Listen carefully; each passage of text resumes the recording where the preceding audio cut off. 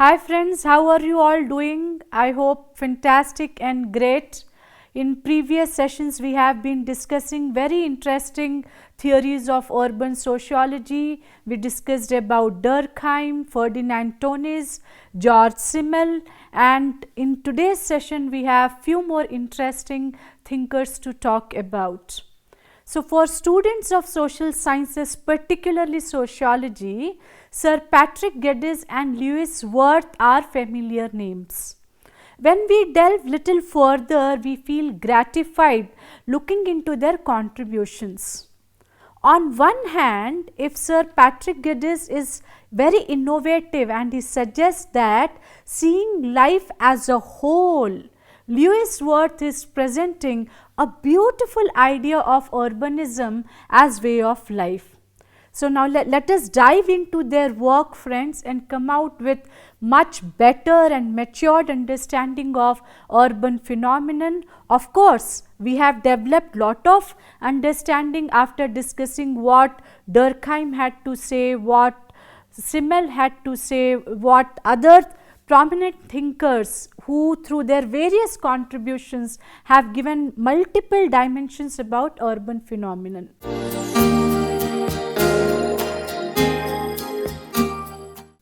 Sir Patrick Geddes was a Scottish biologist, sociologist, geographer, philanthropist and a pioneering town planner.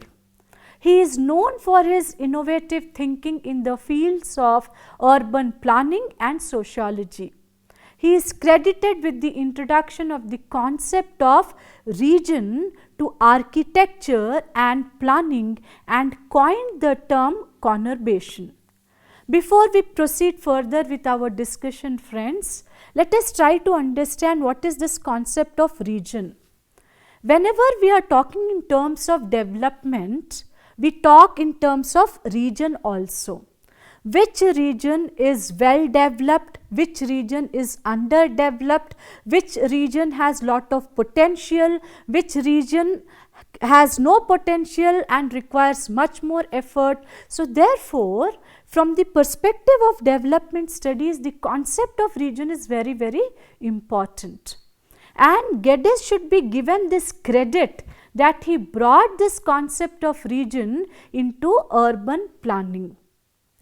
Because he has also coined the word conurbation, which I will be discussing in couple of minutes, Geddes' theory is based on the premise that seeing life as a whole.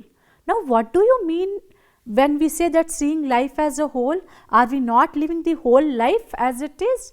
But what Patrick Geddes meant was, when we live, we have multiple activities, whether you live in villages, whether you live in cities, whether you are in a metropolitan or you are living in a suburb, we have a particular way of life. And all the activities, whatever we are performing in our life, it has got different contexts, different spaces, different temporal dimensions also. So Patrick Geddes, because he was a fantastic urban planner, he thought that if urban life can be created in such a manner where an individual or a citizen is able to lead his entire life comfortably, then probably the actual goal of urban planning will be fulfilled. And I am assuming this is what Geddes meant when he said that seeing life as a whole. Life has to be understood as a dynamic, ecological, social and cognitive process in which humanity participates, raises awareness of the fundamental interconnection of nature and culture. Patrick Geddes understood that such a participatory worldview, informed by detailed knowledge about the ecological, social, geological, cultural and hydrological conditions of the local region, would be instrumental in facilitating the emergence of sustainable human societies uniquely adapted to their particular region. His principles for town planning in Bombay exhibit his views on the relationship between social processes and spatial form, and the intimate and causal connections between the social development of the individual and the cultural and physical environment. The key aspects of his writings with regard to urban growth and planning, let us discuss them one by one. He spoke about preservation of human life and energy rather than superficial beautification. Now, what does this mean? What is this superficial beautification? See, when we are living in any community, rural or urban, life has to be sustained. You cannot always live with the external paraphernalia. For instance, probably if I wear a very good makeup, externally I beautify myself, but internally I am not in the best state of mind, or probably I am not in the best of my health. That external makeup is a temporary phenomenon. Geddes was not interested in such kind of temporary aspects. He was very clear that if you want to see life as a whole, it is very important for you to create mechanisms which could sustain life comfortably in a city environment. Apart from that, he was also talking about conformity to an orderly development plan carried out in stages. Now see friends, in India, most of the cities during British time or even much after independence also, they were not planned cities. In fact, Chandigarh was considered as one of the first planned cities. So, urban planning would facilitate to bring a order in the urban phenomenon. How does this order come? Order comes by spatially putting the things in the right perspective and in the right phenomenon. For instance, if we are living in a particular residential colony, okay, just imagine, like I would take also example of previous to IT revolution, when every citizen had to go to government offices to pay the electricity bills, water bills, revenue bills. Much of his time was wasted in this kind of a transportation. So, what was the order there? Order was not very organized, but thanks to IT revolution and introduction of ICT, we have so many e-seva centers, and this also has facilitated in bringing order to urban phenomenon. So, probably what Geddes dreamt of then, to a great extent is being fulfilled through ICT governance as well. Purchasing land suitable for building and promoting trade and commerce were also important elements. It is very important for us to also preserve the heritage of a city. It is very important to develop a city worthy of civic pride, not an imitation of European cities.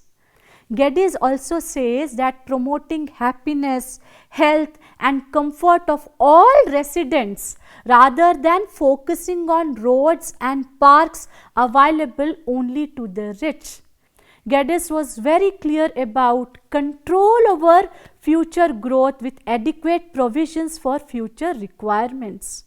Patrick Geddes was influenced by social theorists such as Herbert Spencer and French theorist Frederick Laplace, and expanded upon earlier theoretical developments that led to the concept of regional planning. He adopted Spencer's theory that the concept of biological evolution could be applied to explain the evolution of society.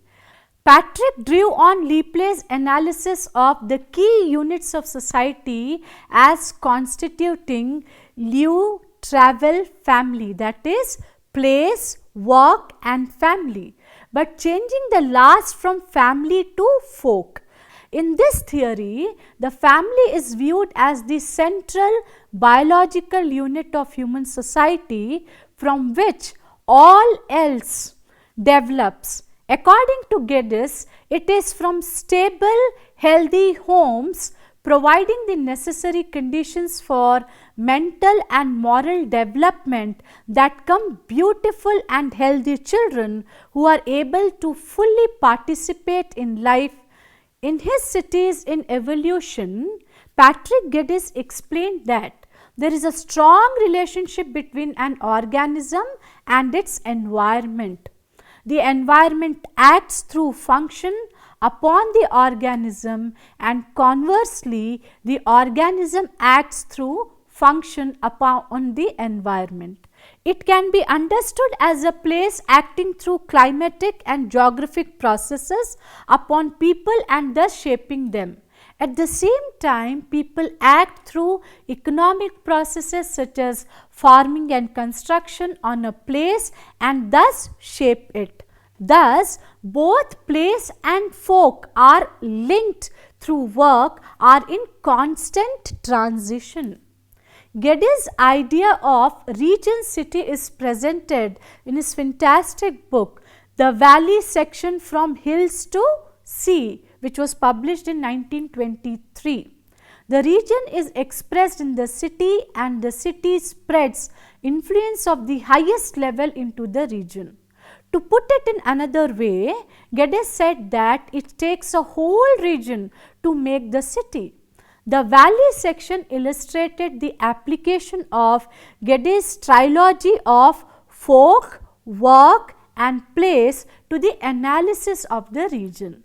The valley section is a complex model which combines physical condition, geology, geomorphology and their biological associations with so-called natural or basic occupations such as miner, hunters, shepherds or fisher, and with the human settlements that arise from them. When we talk about Conurbation's theory, the term conurbation was also coined by Patrick Geddes in 1915 in his book Cities in Evolution. Internationally, the term urban agglomeration is often used to convey a similar meaning to conurbation. He drew attention to the ability of the then new technology of electric power and motorized transport to allow cities to spread and agglomerate together, and gave as examples Midland Ton in England, the Ruhr in Germany, Ramstad in Netherlands, New York, Boston in United States, the Greater Tokyo area and Taiyo Belt in Japan, and NCR of Delhi in India.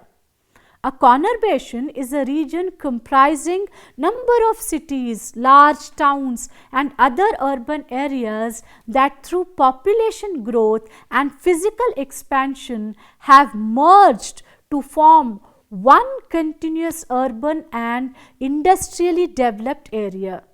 In most cases, a conurbation is a polycentric urban agglomeration. The transportation develops link areas to create a single urban labor market or travel to work area.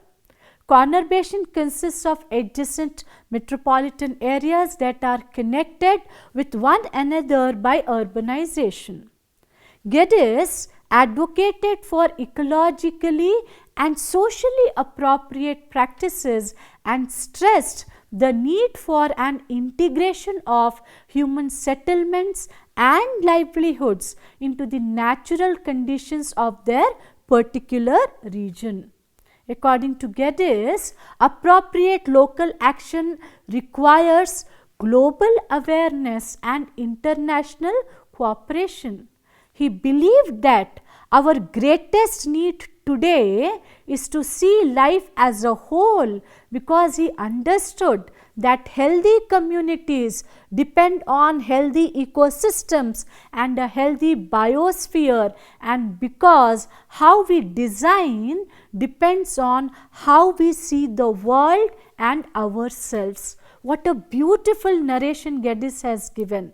Geddes has contributed in strengthening ecological planning and design, ecological economics as well as bioregionalism.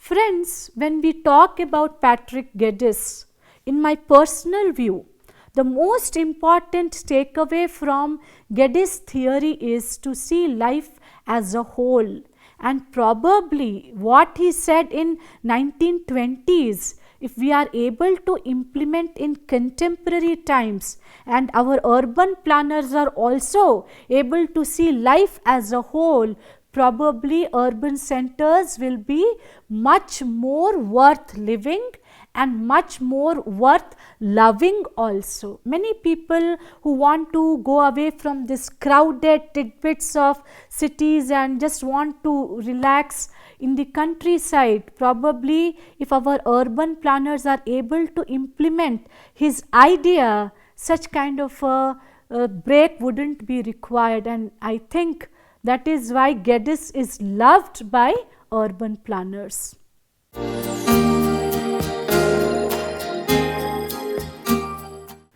After Patrick Geddes, now let us discuss about Wirth, who has given a fantastic explanation of urbanization in terms of urbanism as way of life. His perspective about urbanization is very different, and the various theories of urban sociology or cities prior to Wirth's theory were essentially descriptive studies. Wirth's theory focuses more on urbanism, that is urban lifestyle, more than on structure. City is large, dense with permanent settlement and socially and culturally heterogeneous people. Urbanism as way of life incorporates three significant elements. They are density, size and heterogeneity.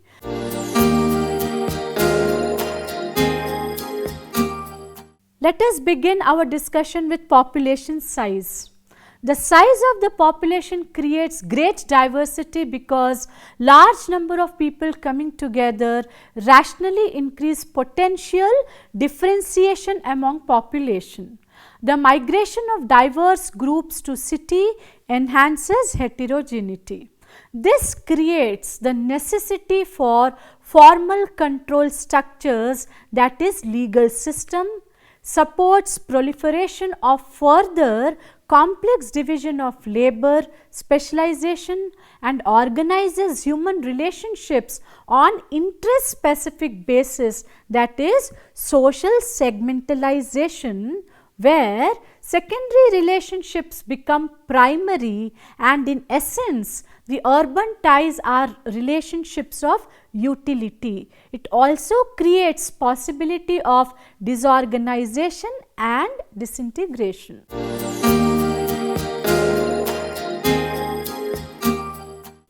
When we talk about population density, Wirth states that population density intensifies effects of large population size on social life. It also demonstrates the quality of discreteness. For example, economic forces and social processes produce readily identifiable distinct neighborhood, which he calls ecological specialization. So, we are seeing a clear impact of ecology even in the theories of Wirth. The population density fosters a loss of sensitivity to more personal aspects of others. Instead, there develops inclination to stereotype and categorize, which interestingly results in greater tolerance of difference. So, a negative aspect is leading to a positive aspect. However, such tendency simultaneously increases physical closeness but social distance, which may increase antisocial behavior.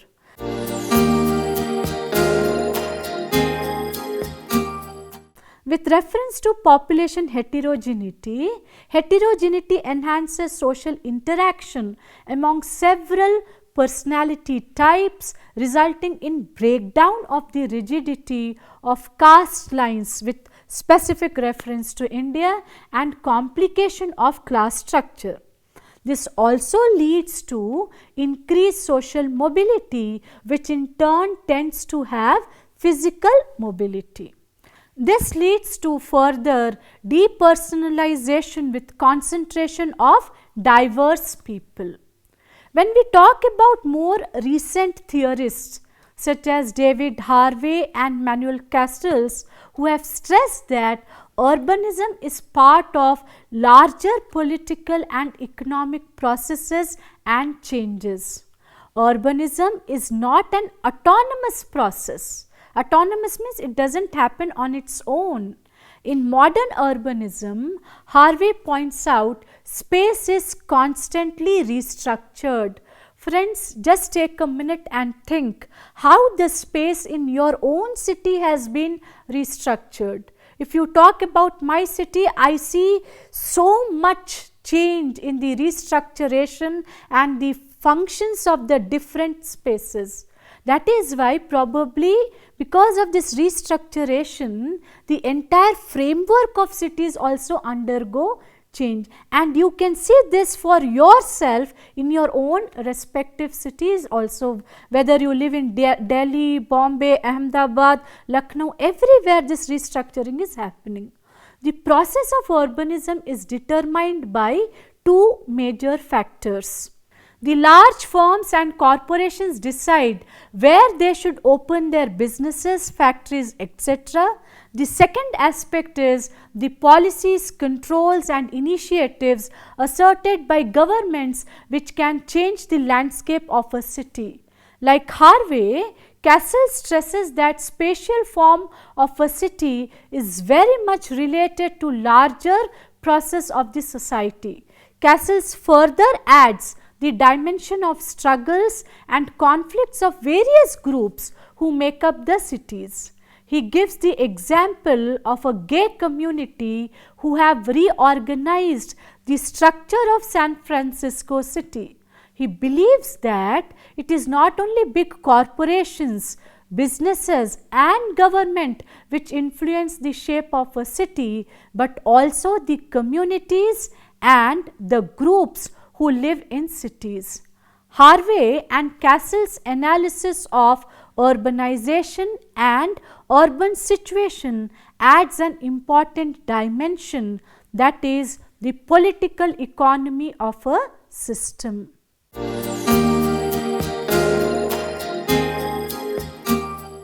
Friends, when we talk about both Patrick Geddes as well as Lewis Wirth, their theories, they have added a very beautiful and a very subtle dimension to the entire understanding of urbanization as well as urbanism.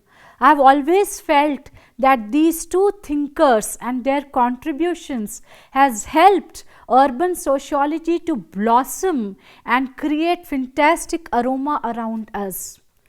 With reference to Manuel Castells, we will also discuss more in detail about his theory on network society. See, here he is presenting political economy and how this political economy is connected with network society. We will try to explore this in our forthcoming session. Whatever observations, readings and anything which you think is worth sharing with me, please feel free to write to me at pandevini@gmail.com, and very soon I will meet you again with a session on network society, in which we will talk about contributions of Castells and Pierre Bourdieu, fantastic theories, and I am sure you will love it. Till then, take care, bye bye, see you.